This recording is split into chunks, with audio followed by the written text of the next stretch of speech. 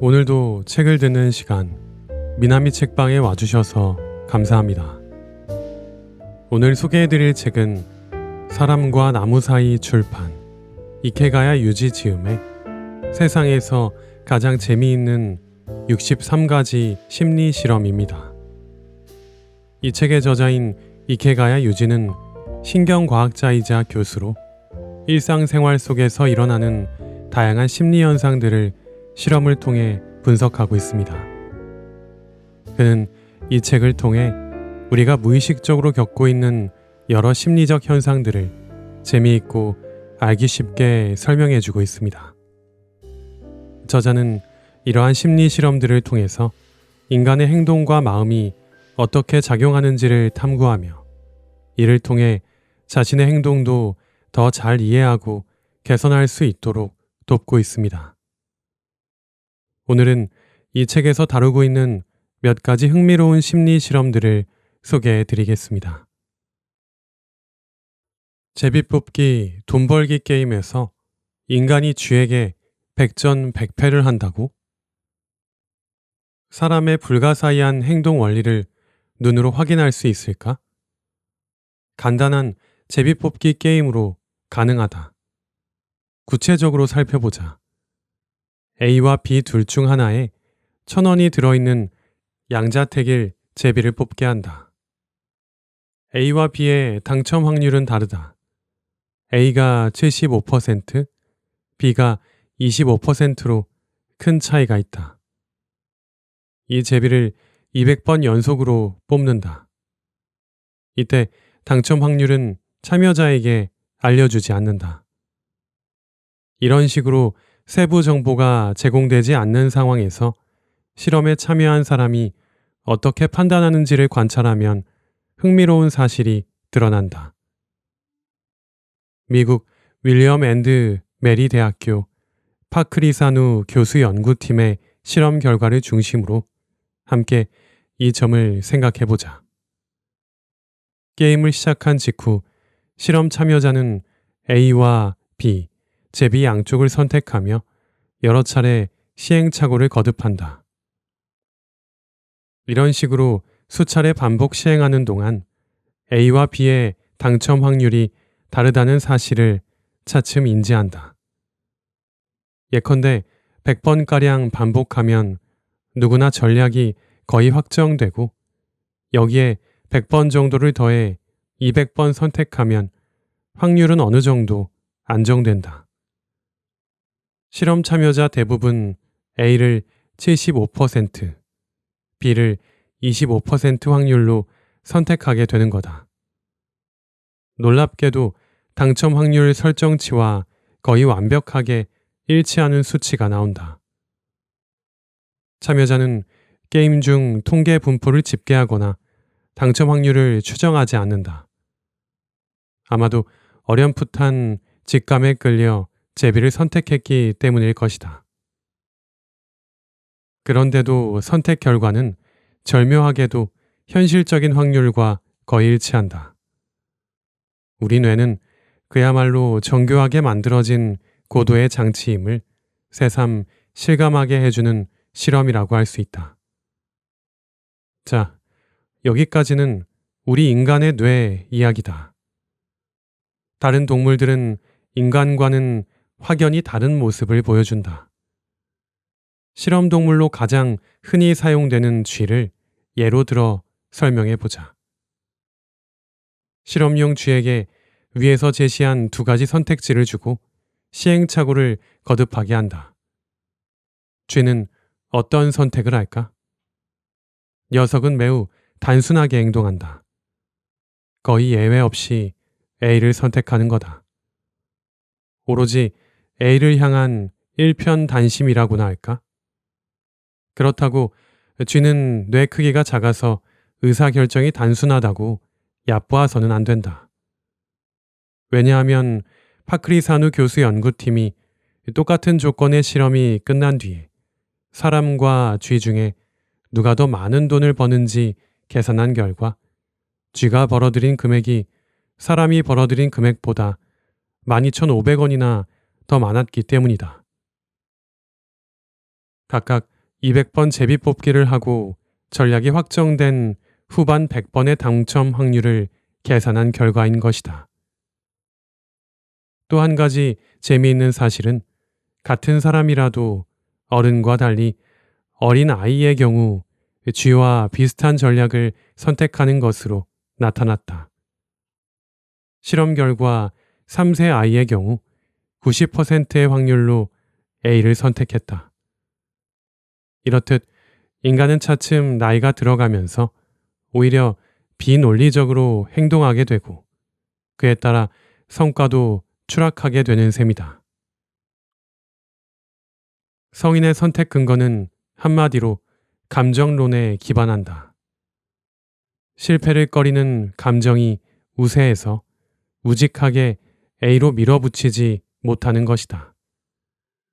왜냐하면 당첨 확률이 높은 A를 선택해도 종종 꽝을 뽑을 때가 있기 때문이다. 인간 뇌는 이 작은 아픔을 견디지 못하고 반대쪽의 B에 눈독 들이다가 어느 순간 선택하고 만다.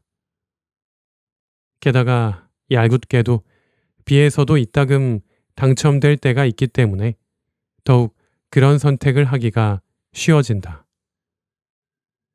결과적으로 계산이 복잡한 인간은 A와 B 사이를 오락가락하며 스스로 수익률을 떨어뜨리는 우를 범한다. 물론 이 감정론을 무조건 어리석다고 단정할 수만은 없다. 현실 환경에서는 조건이 일정하지 않고 자주 변화하기 때문이다. 지금은 A가 당첨 확률이 높더라도 갑자기 B가 확률이 높아질 수도 있는 것이다. 만약 목숨이 걸린 일생일대의 선택을 해야 하는 상황이라면 100% 한 가지 선택지만을 고르는 쥐의 전략으로는 자칫 집단 전체가 전멸할 위험성도 없지 않다. 계란을 한 바구니에 담지 말라는 비즈니스 분야에서 금과 옥조처럼 받아들여지는 투자 원칙도 이런 맥락에서 이해할 수 있지 않을까? 이렇게 보면 얼핏 불합리해 보이는 인간의 선택 행동에도 중요한 의미가 있음을 알게 된다. 우리의 비효율적 행동은 복잡다단한 진화 과정에서 발달한 진화의 산물일 것이다. 그러므로 논리로는 설명할 수 없는 무모한 행동이 혐오스러운 비논리성으로 집단에서 배척당하지 않고 때로는 사랑스러운 인간미라는 절묘한 매력을 자아내는 게 아닐까? 거짓말쟁이가 알고 보면 더 정직한 사람이라고? 거짓말은 나쁜 행동이다. 우리는 그렇게 배워왔다. 네 이웃에게 불리한 거짓 증언을 하지 말라. 모세가 신에게 받은 10계명의 9번째 계명이다. 거짓말에 관한 계명이 가장 중요한 10가지 계명에 들어있는 거다. 인류 역사를 통틀어 거의 예외 없이 거짓말은 인간이 절대로 해서는 안 되는 나쁜 행위로 받아들여져 왔음을 알 수 있다. 구약 성경의 창세기에 보면 동생 아벨을 죽인 카인에게 신이 그의 행방을 묻는 장면이 나온다. 모릅니다. 제가 동생을 지키는 사람입니까? 신의 질문에 카인이 거짓으로 한 대답이다. 기독교는 이것을 인류 최초의 거짓말로 간주한다. 거짓말은 무조건 나쁘기만 할까? 그렇지는 않다. 악의에서 나온 나쁜 거짓말이 있는가 하면 선의에서 나온 착한 거짓말도 있다. 대화 도중 상대방의 말이 거짓인지 참인지 판단할 때 그 말 자체만이 아니라 정황과 함께 세심하게 살펴야 하는 것도 그래서다. 착한 거짓말은 긍정적인 면을 가지고 있다. 상대에게 걱정을 끼치지 않으려는 의도에서 자신이 겪은 어려움을 숨기고자 하는 거짓말이 그런 예다. 이런 거짓말은 상대를 곤란하게 하려는 의도는커녕 오히려 배려에서 나온 것이기에 따뜻한 거짓말이라고 할 수 있다.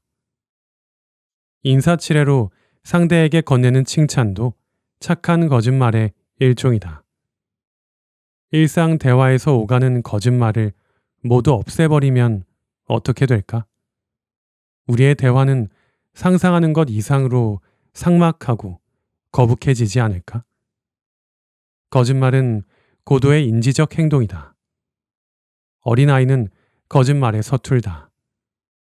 그럴듯하게 거짓말을 하려면 적어도 3에서 4세는 되어야 한다. 아이에게 처음 거짓말을 들은 부모는 누구나 충격을 받는다. 그러나 어린아이의 거짓말은 어른의 거짓말과는 본질에서 다르다. 대부분 악의가 없으며 잘못된 인식이나 착각에서 비롯되는 허언이다. 그럴듯하게 거짓말하려면 최소한 다음의 4가지 점을 의식해야 한다. 1. 무엇이 진실인지 알아야 한다. 2. 진실을 숨기고 싶어 하는 욕구가 있어야 한다. 3. 사실을 대체할 가짜 정보를 준비해야 한다. 4. 거짓 정보를 상대방이 믿게 해야 한다. 어린아이는 1번과 2번의 측면에서 모호하다. 1에서 4까지 모두 갖추고 제대로 된 거짓말을 능청스럽게 하려면 적어도 초등학교 저학년 나이는 되어야 한다. 우리는 누구나 성장해가며 차츰 거짓에 물든다. 그렇다면 사람들은 일상에서 얼마나 자주 거짓말을 하며 살까?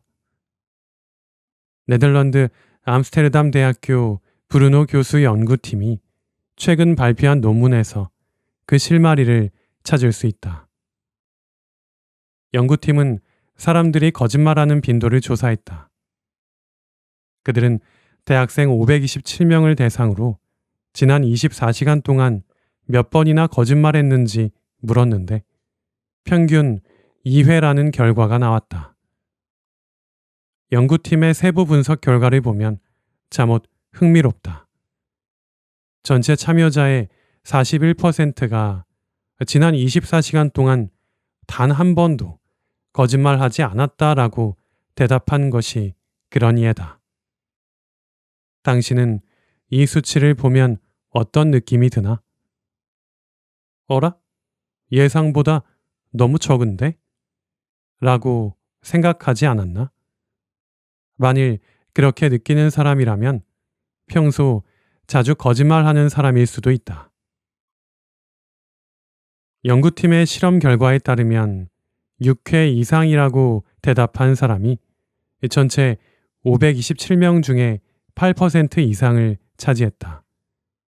자신이 평소 거짓말을 거의 안 한다는 사람과 자신이 평소 거짓말을 자주 한다는 사람 중 진짜 거짓말쟁이는 누구일까?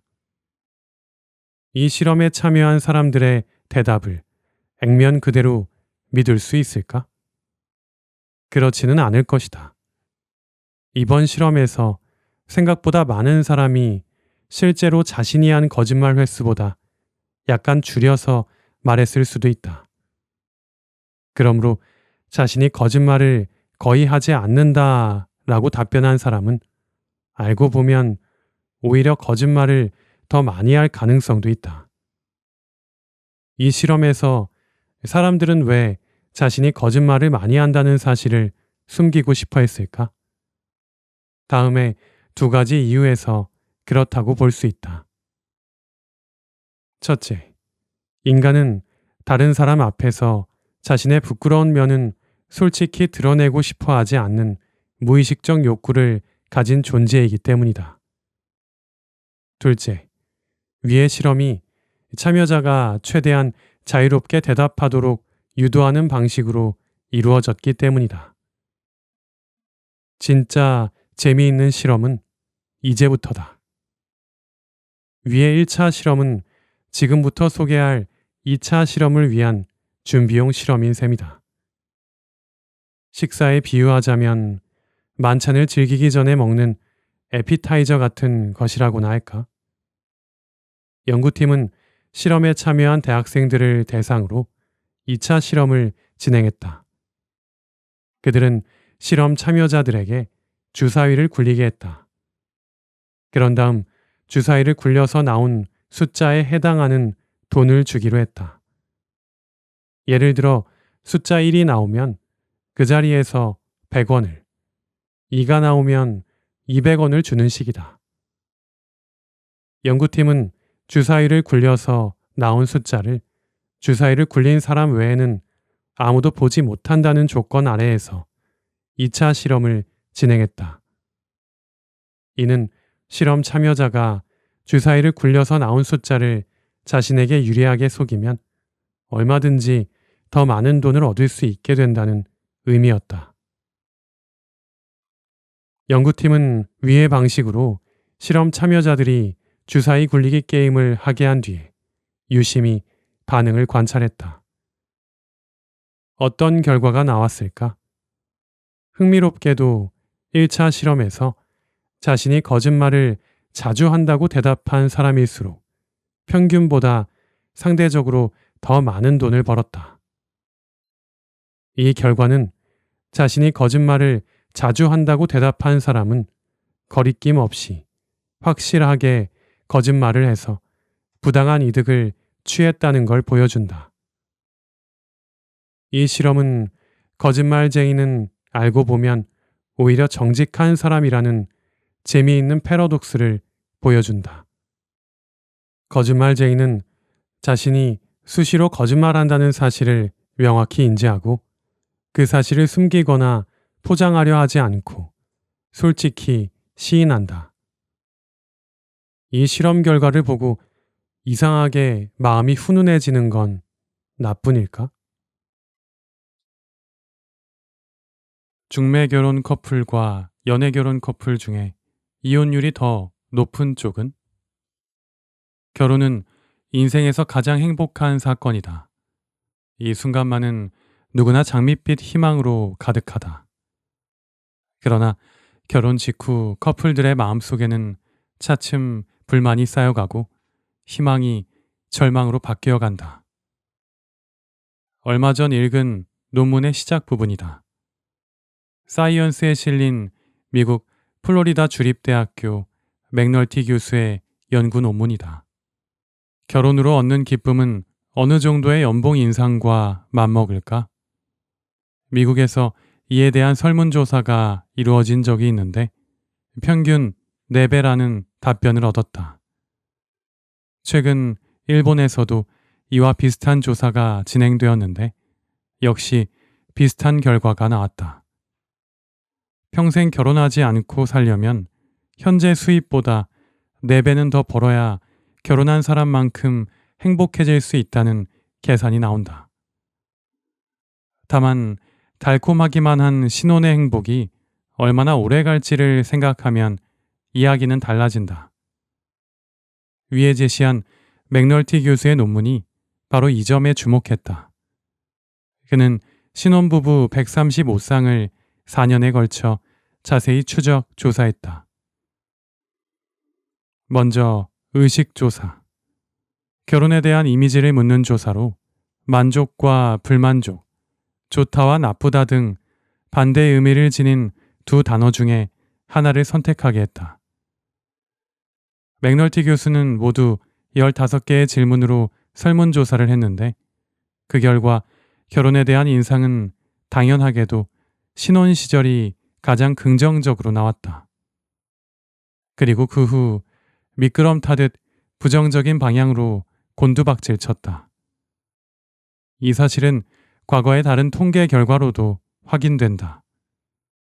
그러니까 여기까지는 말하자면 기정사실을 다시 확인하게 되는 수준이다. 이번 연구에서 맥널티 교수는 결혼 후의 변화가 커플에 따라 크게 달라진다는데 주목했다. 조사 대상 중에는 신혼 때와 비교해 관계가 그다지 나빠지지 않은 부부도 있었다. 유난히 깨가 쏟아지고 금실이 좋은 부부에게는 무슨 비결이 있는 걸까? 맥널티 교수는 찰떡궁합을 자랑하는 부부 상호 간의 무의식적 호감도에 초점을 맞췄다.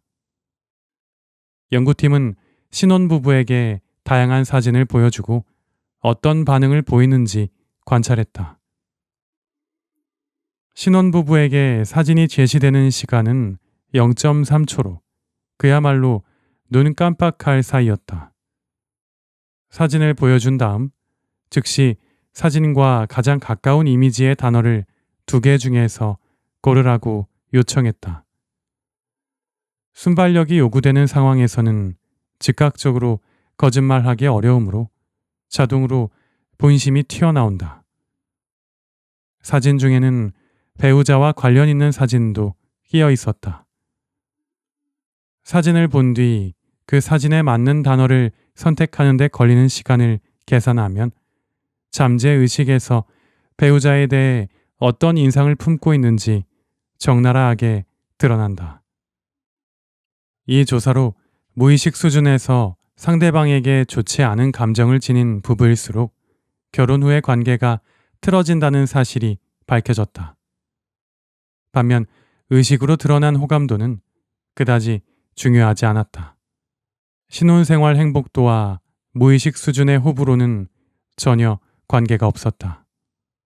즉, 조사에 참여한 사람들은 자신들이 상호 간에 진심으로 잘 통한다는 사실을 알아차리지는 못한다.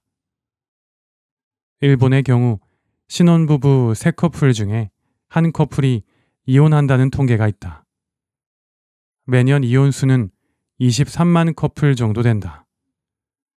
맞선이나 중매로 결혼한 커플과 연애 결혼한 커플 중에 어느 쪽의 이혼율이 더 높을까? 뜻밖에도 후자다. 왜 그럴까?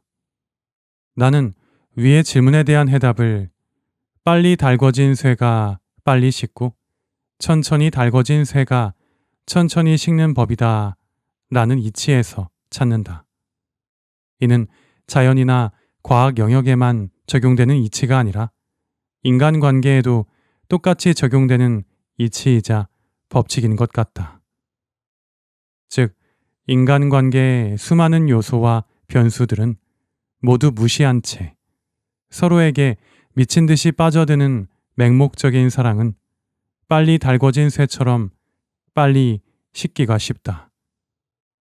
반대로 인간관계의 수많은 요소와 변수들을 고려하고 하나하나 지혜롭게 헤쳐나가며 서로 차츰 알아가고 신뢰를 쌓아가는 관계는 시련과 역경이 닥쳐도 쉽게 흔들리지 않을 뿐 아니라 천천히 달궈진 쇠처럼 천천히 식는다.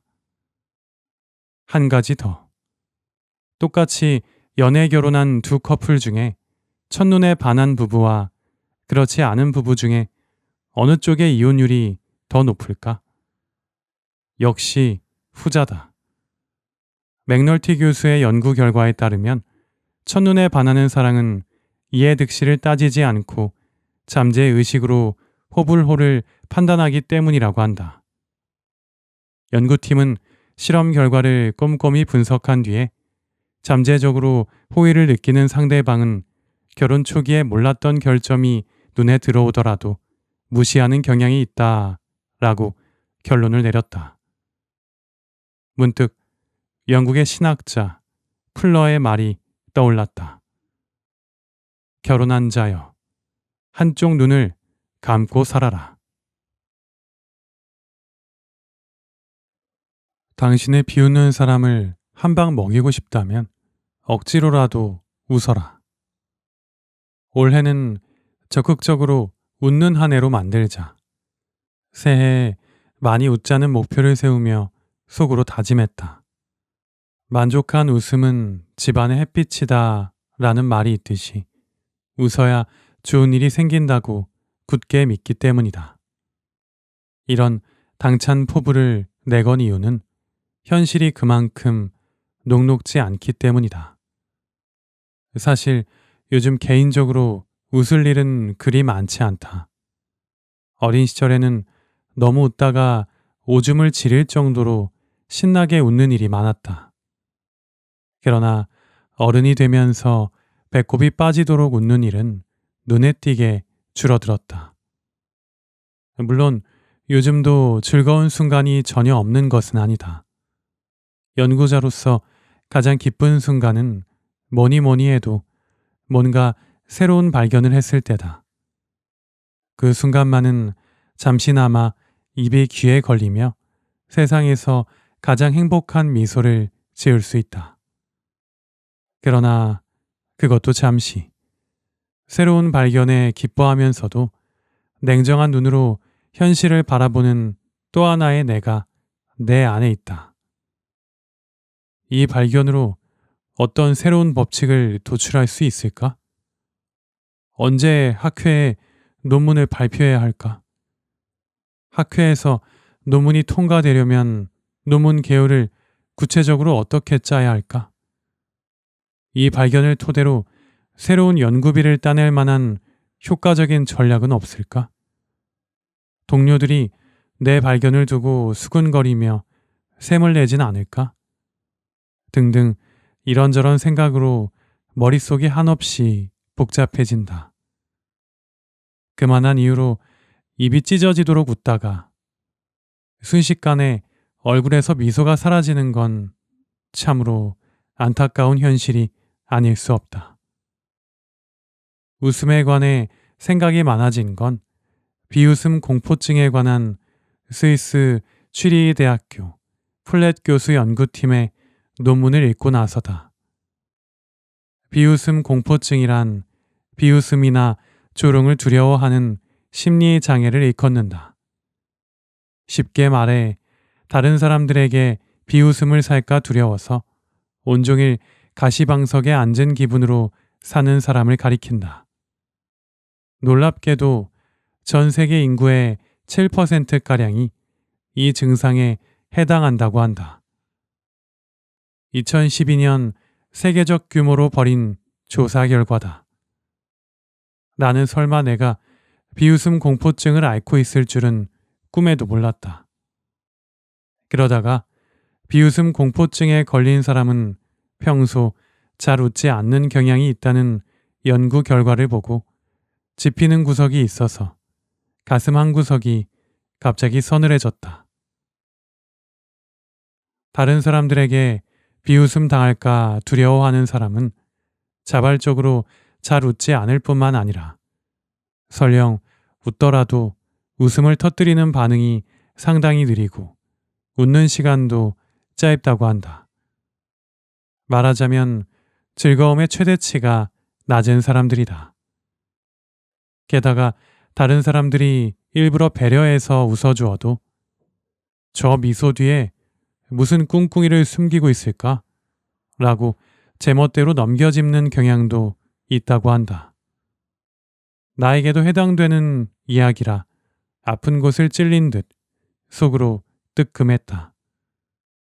아무래도 나의 직업과 관계가 있는 게 아닐까? 나는 대학에서 학문을 연구하고 학생을 가르치는 일을 하며 산다. 말하자면 교육직에 종사하는 셈이다. 그렇다 보니 학교 현장에서 학생을 칭찬할 일이 많은 편이다. 최고 성과를 내지 못해도 조금이라도 잘했다 싶으면 적극적으로 학생들을 칭찬하려고 애쓴다. 학생에게 동기를 부여해 당사자뿐 아니라 교육 현장 분위기를 띄우는 데는 칭찬만큼 효과적인 방법도 없다고 믿기 때문이다. 이런 나의 행동을 조금 삐딱하게 보자면 약간 가식적이고 입에 발린 말에 지나지 않은 것 같다. 속으로는 좀 더 잘할 수 있잖아 라고 생각하며 혀를 차면서도 겉으로는 잘했어 라고 이야기하며 칭찬해주는 습관이 어느새 몸에 배고 말았다. 반쯤 위선적인 일상을 살다 보면 다른 사람에게 칭찬을 받아도 비행기 태우려고 하는 소리 아니야? 입에 발린 말인 거 다 알아. 라는 식으로 자조적으로 생각하게 된다. 다른 사람의 미소를 편안하게 받아들이지 못하는 나의 성향은 어쩌면 직업병의 일종일지도 모르겠다. 비웃음 공포증이 있는 사람은 일반적으로 인생의 만족도가 낮다고 알려져 있다. 고개가 끄덕여지는 연구 결과가 아닐 수 없다. 자신의 의지로 웃지 않으며 사느라 행복을 놓치는 인생은 여러모로 안타깝고 가슴 짠하다. 적극적으로 웃지 않으면 나만 손해라는 사실을 알았으니 이제 적극적으로 웃기 위해 노력하려고 한다. 복합성 요실금으로 오줌을 지릴 정도로 배꼽이 빠질 정도로 웃던 어린 시절의 웃음까지는 바라지 않더라도 의식적으로 웃을 일을 늘려 인생의 질을 개선할 수 있다면 제법 짭짤한 투자가 아닐까?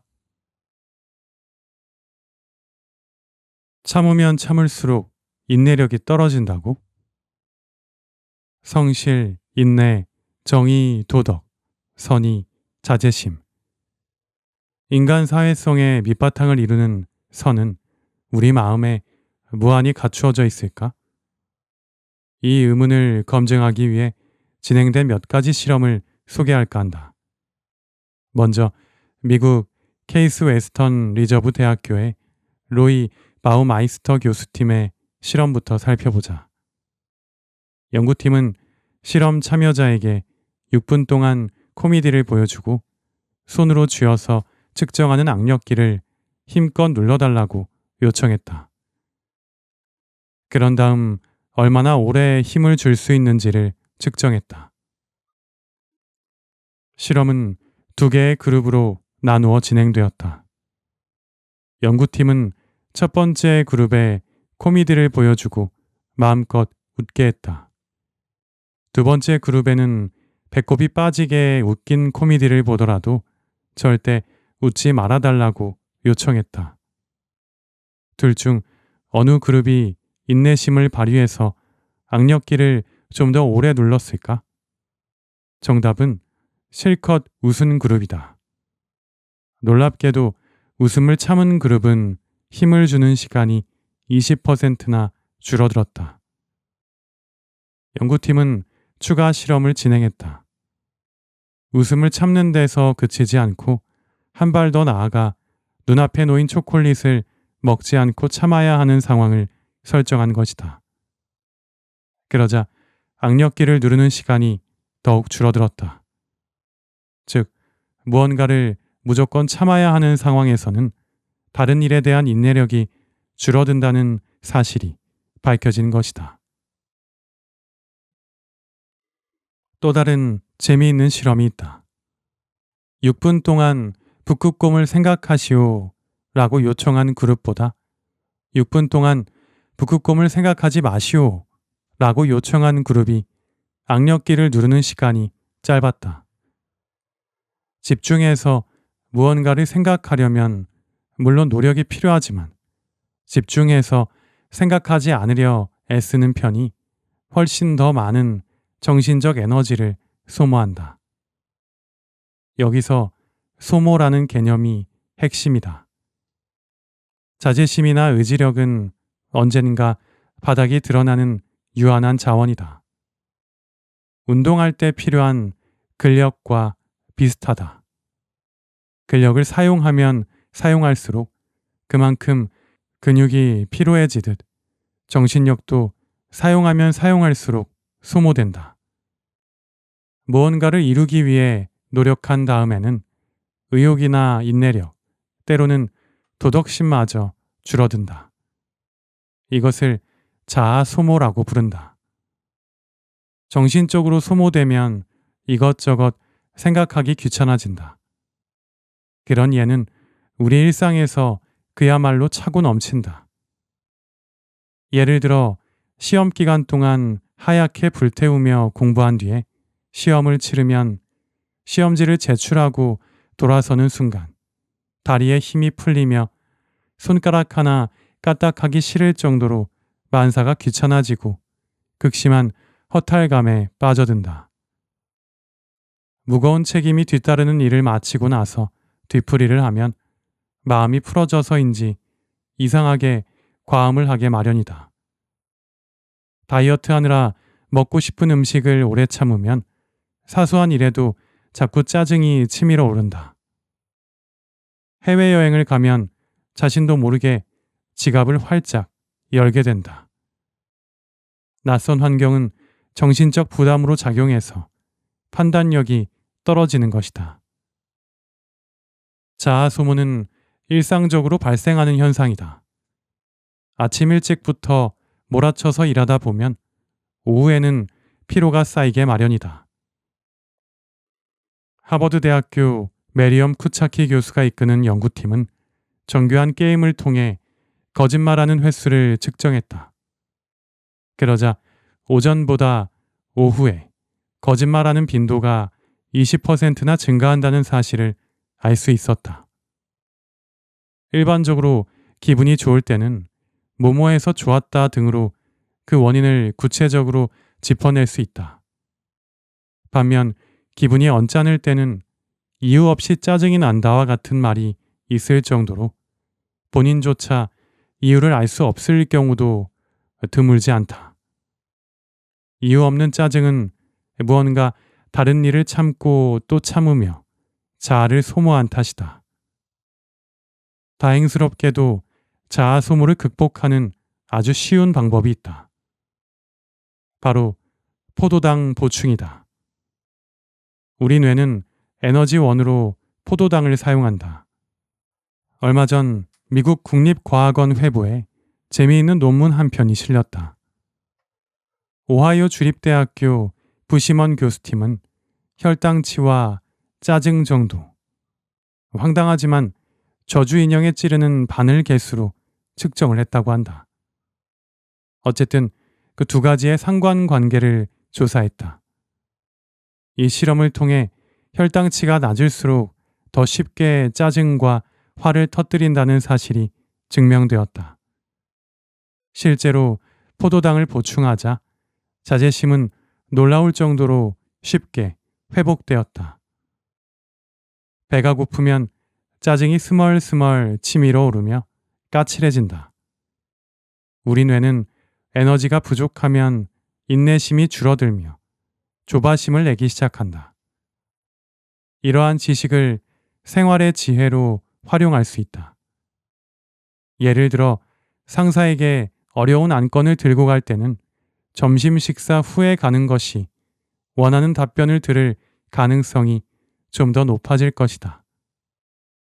참고로 젊은 사람일수록 자아를 쉽게 소모하는 경향이 있다고 한다. 능력과는 반대로 참을성은 나이를 먹을수록 늘어나는 능력인 모양이다. 유머 감각이 낮은 사람일수록 자신의 유머 감각을 높게 평가하는 이유. 당신은 자신에 대해 어떤 이미지를 가지고 있나? 자기 자신을 그리는 그림, 즉 자화상은 사람마다 제각각 달라지지만 일정한 경향성과 패턴이 있다. 일상에서 자주 자동차를 운전하는 생활 패턴을 가진 사람에게 다음과 같이 묻는다고 해보자. 선생님은 다른 운전자들보다 운전을 잘하시는 편인가요? 평균적인 운전자들과 비교할 때 운전 실력이 어느 정도 수준인지를 물은 것이다. 설문조사를 분석하자 깜짝 놀랄 만한 결과가 나왔다. 설문에 응한 사람 중에 무려 70%나 되는 많은 사람이 나는 평균 이상이다 라고 답했기 때문이다. 정규분포를 고려하면 50%에 가까운 숫자가 나와야 정상이다. 그런데 예상보다 70%나 많은 사람이 나는 평균적인 수준의 운전자보다 운전을 잘한다 라고 대답한 것이다. 자신의 운전 실력을 착각하거나 과대평가하는 사람이 그만큼 많다는 뜻이다. 이 시점에서 궁금증이 생긴다. 얼마나 많은 사람이 자신의 능력을 착각하며 살아갈까? 평균 이상의 능력을 지닌 사람은 실제로 존재한다. 또 자신을 냉철하고 정확하게 평가할 수 있는 사람도 분명 존재한다. 그렇다면 어떤 사람이 자신을 과대평가하는 경향이 있을까? 미국 코넬 대학교 사회심리학과 데이비드 더닝 교수와 대학원생 저스틴 크루거가 이 의문을 풀기 위해 연구를 진행했다.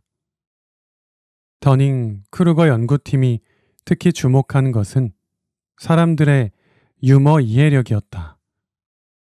고차원적 유머를 이해하고 즐기는 일은 생각처럼 녹록하지 않다. 나름대로 세련된 감각과 지식, 기지와 위트가 뒷받침하지 않으면 다른 사람의 유머를 제대로 이해할 수도 즐길 수도 없다. 유머를 구사하는 일은 더 말할 필요도 없다. 연구팀은 65명의 대학생을 대상으로 30개의 유머를 읽게 한 뒤에 얼마나 재미있었는지 구체적인 점수로 매겨달라고 요청했다. 그런 다음 실험 참여자들이 매긴 점수를 종합하고 세밀히 분석했다. 참여자들이 매긴 점수를 보면 과연 그들이 유머의 묘미를 얼마나 잘 이해했는지 판단할 수 있다. 연구팀은 실험 과정에 당신의 유머 이해도는 또래 친구들 사이에서 어느 정도 위치라고 생각하는가? 라고 물었다. 조사 결과 유머를 이해하고 즐길 줄 아는 능력이 낮은 사람일수록 상대적으로 자신에 대해서 높게 평가한다는 사실이 밝혀졌다. 예를 들어 하위 25% 점수를 받은 사람은 평균적으로 나는 상위 40% 수준이다 라고 자신을 과대평가했다. 반면 상위 25% 안에 드는 우수한 사람은 나는 상위 30% 이하 수준이다 라고 자신을 다소 과소평가했다. 위의 실험 결과를 보면 유머 감각이 떨어지는 사람일수록 나는 유머 감각이 뛰어나다고 착각하는 경향이 있다는 걸 알 수 있다. 다시 말해 사람들이 스스로 판단하는 자신의 능력과 실제 능력에 적지 않은 차이가 존재한다고 결론 내릴 수 있다. 이는 비단 유머 이해력이나 유머 감각만이 아니라 논리적 사고에서 학력을 테스트하는 시험에 이르기까지 보편적인 현상이다. 문득 한 가지 의문점이 생긴다. 이런 인지와 실제 사이의 불일치는 왜 일어나는 걸까? 말하자면 인지적, 지적 능력이 낮아서 자신을 객관적으로 볼 수가 없는 걸까? 아니면 반대로 자신을 객관적으로 볼 수가 없어서 인지적, 지적 능력이 떨어지는 걸까? 연구팀은 좀 더 세밀한 실험과 조사를 거쳐서 다음과 같은 결론을 내렸다. 1. 인지적, 지적 능력이 낮은 사람은 바로 그 낮은 능력 때문에 자신이 얼마나 능력이 낮은지 정확히 판단하지 못한다. 2. 인지적, 지적 능력이 낮은 사람은 바로 그 낮은 능력 때문에 다른 사람의 능력도 정당하게 평가하지 못한다. 3. 그러므로 인지적, 지적 능력이 낮은 사람은 자신을 과대평가하는 경향이 있다. 이러한 현상을 심리학 발전에 크게 공헌한 연구자들의 이름을 따서 더닝 크루거 효과라고 부른다. 그런데 더닝 크루거 효과를 알게 된 사람들의 반응이 재미가 있다. 그들 중 대다수는 다음과 같이 말하며 마치 자신과는 상관없는 이야기라도 되는 것처럼 말한다. 아무리 착각은 자유하지만 제 주위에 확실히 착각하는 사람이 있어요. 지금 제 머릿속에 딱 떠오르는 사람이 있네요. 굳이 말하지 않아도 알겠지만 이러한 반응 역시 더닝 크루거 효과의 일종으로 맹점 오류라는 용어로도 불린다. 사실 더닝 크루거 실험의 핵심은 인지적, 지적 능력이 낮은 사람이라도 훈련에 훈련을 거듭하면 자신의 부족함을 깨닫고 좀 더 나은 사람이 될 수 있다는 데 있다. 인지적, 지적 능력이 낮은 사람이라도 글자 그대로 무능한 것이 아니라 현 시점에서 조금 미숙할 뿐 언제든지 성장할 수 있는 가능성과 잠재력이 있는 사람이다. 요컨대 더닝 크루거 효과는 어떤 분야이든 상대적으로 초보자에게 나타나기 쉬운 자연스러운 심리 경향이자 효과인 셈이다. 그러고 보면 근자감, 즉 근거 없는 자신감이 부정적인 요소만 지닌 것은 아니다. 앞으로 자신의 잠재력을 꽃피우고 가능성을 높이기 위한 밑거름이자 원동력으로 얼마든지 작용할 수 있기 때문이다. 당신 주위에 유머 감각이나 인지적 지적 능력이 조금 떨어져 보이는 사람이 있는가? 만일 그렇더라도 그들을 비하하거나 비판하는 오지랖 넓은 행동은 삼가고 좀 더 관대한 자세로 대하기 바란다. 많이 걸으면 기억력이 좋아지는 이유. 마르코 폴로의 동방견문로, 모로코 출신 이슬람 여행가 이븐 바투타의 이븐 바투타 여행기, 서유기의 모태가 된 현장의 대당 서역기 등 나라와 시대를 막론하고 옛사람들은 수많은 기행문을 남겼다. 그러고 보면 인간은 태생적으로 걷기를 좋아하는 생물인 것 같다. 물론 현대인 중에는 걸으면 다리도 아프고 발도 아프고 이래저래 피곤해져서 싫다며 걷기 싫어하는 사람도 있다. 그래도 해맑은 얼굴로 아장아장 걷는 아기를 보면 두 발로 서서 걸어 다니는 행위가 사람에게 본질적 쾌감임은 의심의 여지가 없다. 산책은 마음 건강뿐 아니라 신체 건강에도 큰 도움이 된다. 게다가 최근 산책이 뇌에 미치는 영향이 속속 밝혀지기도 했다. 그 중에서도 미국 일리노이 대학교 클레이먼 교수 연구팀의 실험이 대표적이다. 연구팀은 이 실험을 논문으로 정리하여 미국 과학원 회보에 발표했다. 연구팀은 55에서 80세 남녀 60명에게 하루 40분 동안 주 3회 산책하게 한 다음 뇌가 어떻게 변화하는지 조사했다. 그로부터 반년 후 산책 실험에 참여한 사람들은 해마의 크기가 평균 2% 남짓 확대되었고 기억력도 눈에 띄게 향상되었다는 사실이 밝혀졌다. 해마 증가율이 상대적으로 높은 사람일수록 기억력 시험에서도 좋은 성적을 얻었다. 산책으로 체내의 뇌유래신경 영양인자 분비량이 증가하는데 이 물질이 기억력 증강에 열쇠를 쥐고 있다고 한다. 걷기의 신비는 여기서 그치지 않는다. 애초에 걷기라는 행위 자체가 불가사의한 일이 아닐 수 없다. 이족보행 로봇을 제작해보면 이 점을 명확히 알 수 있다. 이족보행으로 체중을 떠받치는 설계 자체가 매우 까다롭기 때문이다.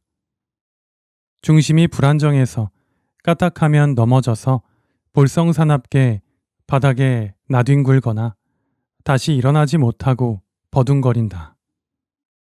그렇다면 우리 뇌는 보행 중에 어느 정도로 정교하게 두 다리의 균형을 잡을 수 있을까? 수많은 신경과학자가 이 수수께끼 풀이에 도전했다. 그러나 보행을 실행하는 정교한 신경 메커니즘은 아직 해명되지 못했다. 이 난제에 뜻밖의 곳에서 서광이 비치기 시작했다. 선발투수로 나섰던 신경과학이 아니라 구원투수로 등판해 멋지게 공을 던진 시스템 공학 연구자가 실마리를 찾아냈다. 답은 뇌가 아니라 다리에 있었다. 1990년 캐나다의 사이먼 프레이저 대학교 소속 맥기어 교수가 이끄는 연구팀이 동력 장치가 없는 컴퍼스 모양의 이족 보행기가 넘어지지 않고 경사면을 걸어서 내려올 수 있다는 사실을 발견했다. 수동 보행이라 부르는 현상이다. 이후 일본 나고야 공업대학교 후지모토 히데오 교수 연구팀이 한층 정교해진 보행 로봇을 디자인했다. 잠시 책을 덮고 인터넷을 검색해서 실제로 움직이는 동영상을 감상하기 바란다. 그것은 사람의 보행 운동을 빼닮았다.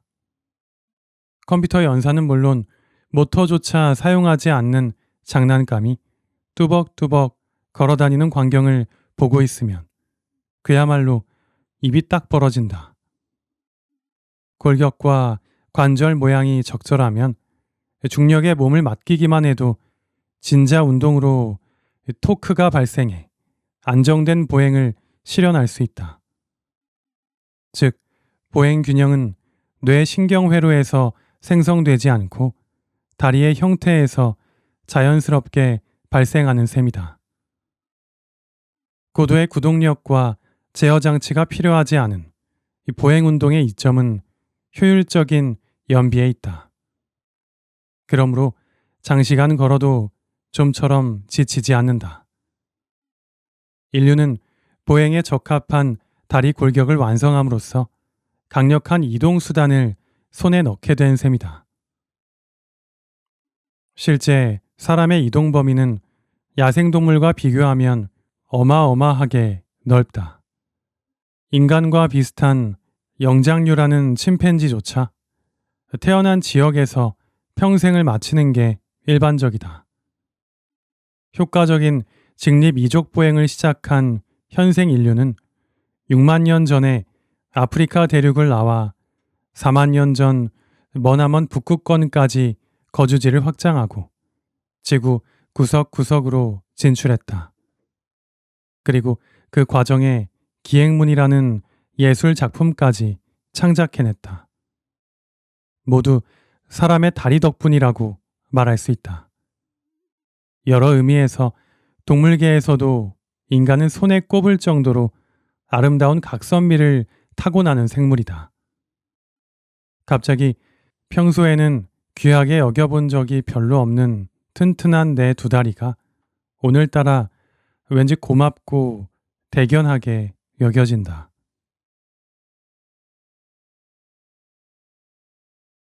지루함은 전기 충격보다 더 고통스럽다. 정신없이 일하다가 문득 정신이 드는 순간이 있다. 내가 무슨 영화를 누리자고 짐수레를 끄는 노새처럼 이렇게 뼈 빠지게 일하며 살고 있을까? 가끔은 하루 휴가라도 내서 아무것도 안 하고 온종일 뒹굴고 싶구나. 아, 끝도 없이 시간에 쫓기며 사는 생활은 이제 지긋지긋해. 아주 넌더리가 나. 빨리 은퇴해서 우아한 노후 생활이나 즐겼으면 소원이 없겠다. 휴가를 바라는 마음이 걷잡을 수 없이 발전해 오후까지 흘러갈 때도 있다. 그런 내가 딱해 보였는지 어느 날 한 지인이 충고해 주었다. 아무것도 하지 않는 삶을 동경할 필요 없어. 일할 수 있는 현재 상황에 감사해야지.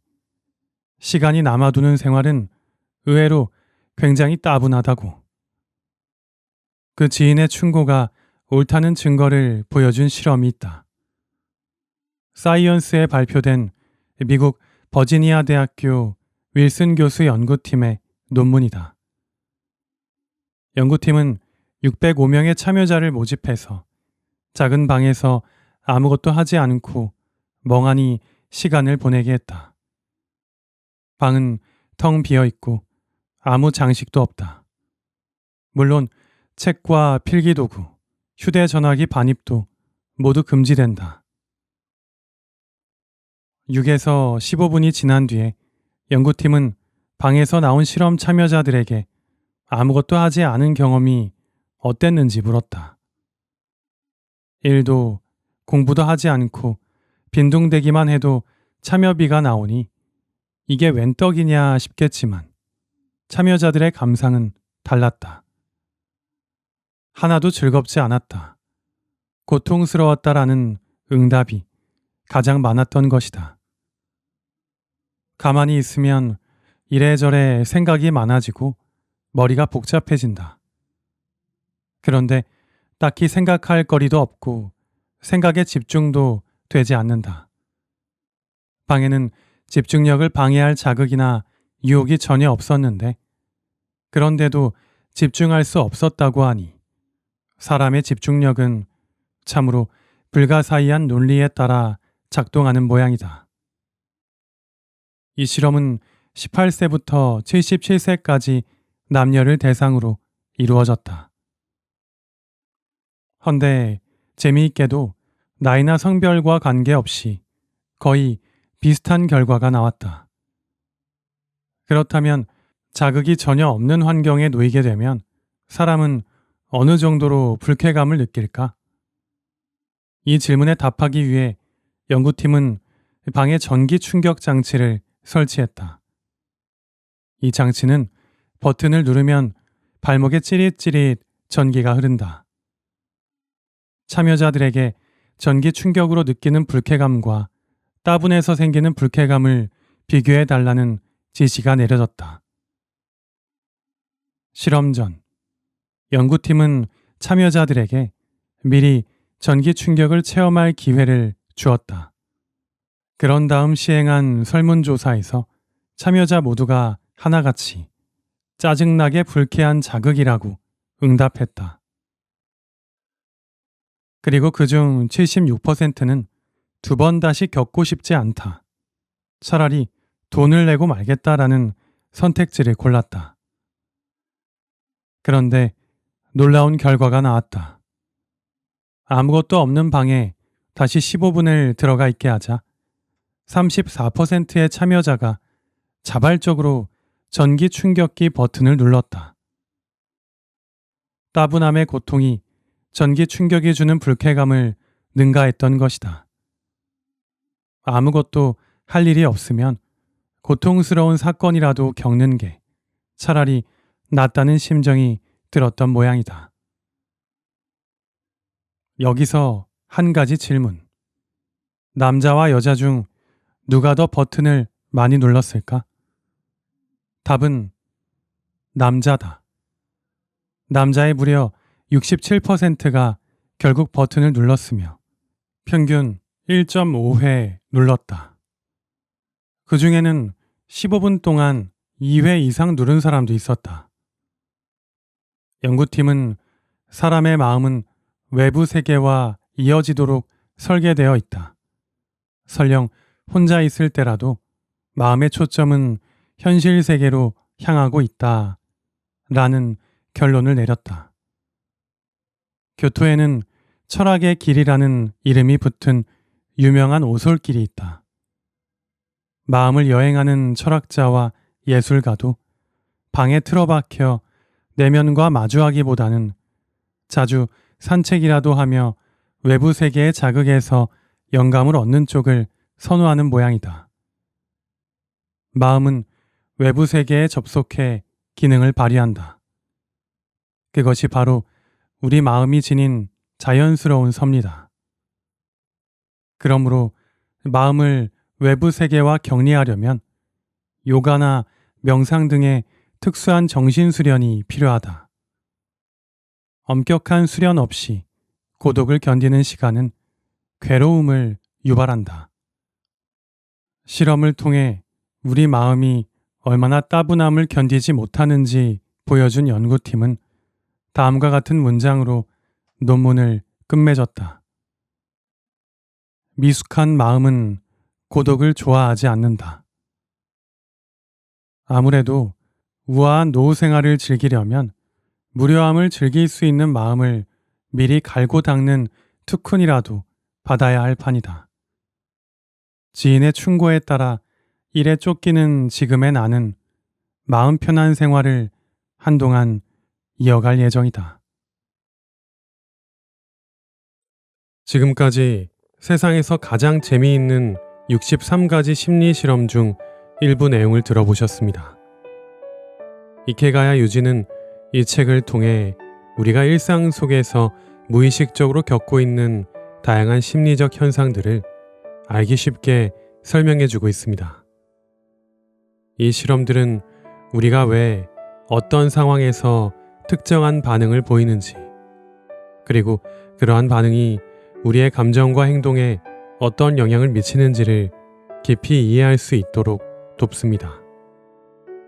저자는 인간의 행동이 단순히 개인적인 성향이나 기질에서 비롯되는 것이 아니라 환경과 상황에 의해 크게 영향을 받는다고 이야기합니다. 예를 들어 우리가 무의식적으로 느끼는 두려움이나 불안, 또는 타인과의 관계에서 발생하는 미묘한 심리적 갈등까지, 이러한 모든 것이 특정한 심리적 메커니즘에 의해 작동하고 있음을 깨닫게 해줍니다. 특히 책에서 강조하는 부분 중 하나는 우리가 일상에서 접하는 여러 가지 상황들이 사실은 우리의 심리적 패턴에 의해 예측 가능하게 움직이고 있다는 점입니다. 그래서 이를 이해하게 되면 우리는 더 이상 무의식적으로 끌려다니지 않고 자신의 행동을 보다 주도적으로 선택할 수 있는 힘을 가질 수 있습니다. 또한 다른 사람의 행동과 생각도 예상할 수 있게 되죠. 이 책에는 오늘 들려드린 심리 실험 외에도 우리가 살아가면서 마주하게 되는 여러 가지 상황들에 유용하게 적용할 수 있는 다양한 실험들이 더 많이 담겨져 있습니다. 감정 조절에서부터 인간관계, 의사결정에 이르기까지 다양한 영역에서 이 실험들의 결과를 활용하실 수 있을 것입니다. 우리는 모두 더 나은 삶을 살고 싶어 합니다. 그러나 종종 우리 자신을 이해하지 못해서 실수를 반복하거나 불필요한 갈등에 휘말리곤 합니다. 이 책을 통해 자신의 심리적 메커니즘을 이해하고 더 나은 선택을 할 수 있는 방법을 배운다면 여러분의 삶도 더욱 풍요로워질 것입니다. 이 책을 꼭 한번 읽어보시기를 추천드립니다. 단순한 재미를 넘어서 우리의 일상 속에서 자신을 돌아보고 성장할 수 있는 귀중한 기회를 제공해 줄 것입니다. 오늘도 소중한 시간 미나미 책방과 함께 해주셔서 감사합니다.